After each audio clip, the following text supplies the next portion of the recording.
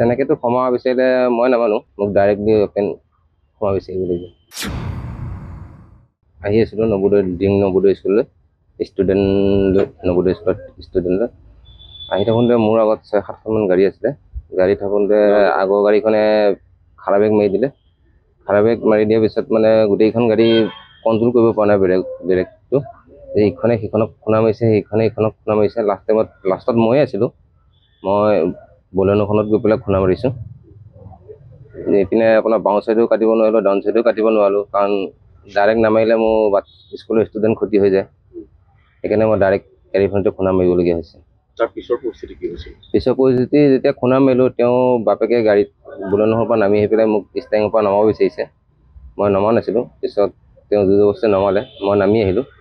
নামি আহি তেওঁ জীয়েকে মোক বুকুত থাপ মাৰি ধৰিলে, ধৰি পেলাই বাওঁ চাইডে ৰাস্তাত কাষত লৈ গৈছে।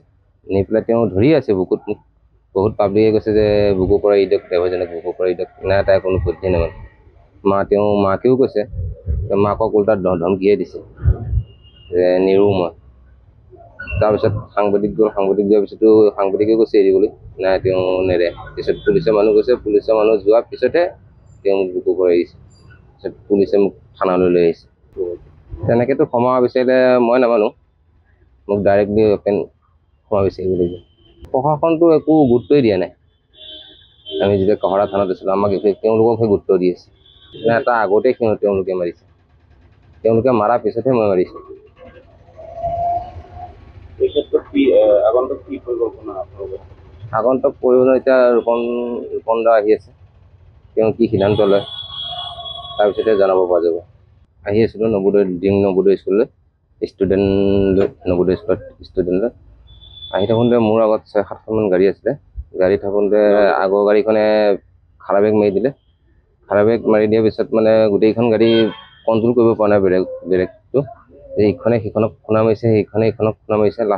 লাষ্টত ময়ে আছিলোঁ, মই বলেনোখনত গৈ পেলাই খুন্দা মাৰিছোঁ।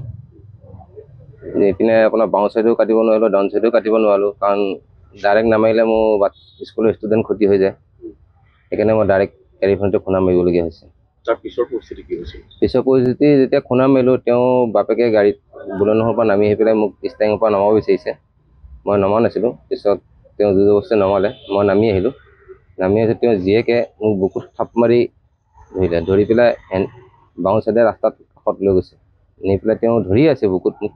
বহুত পাব্লিকে কৈছে যে বুকুৰ পৰা ইদক ড্ৰাইভাৰজনক বুকুৰ পৰা ইদক, নাই তাই কোনো পধ্যেই নামানে। মাকেও কৈছে, মাকক উল্টা ধমকিয়ে দিছে যে নিৰো মই। তাৰপিছত সাংবাদিক গ'ল, সাংবাদিক যোৱাৰ পিছতো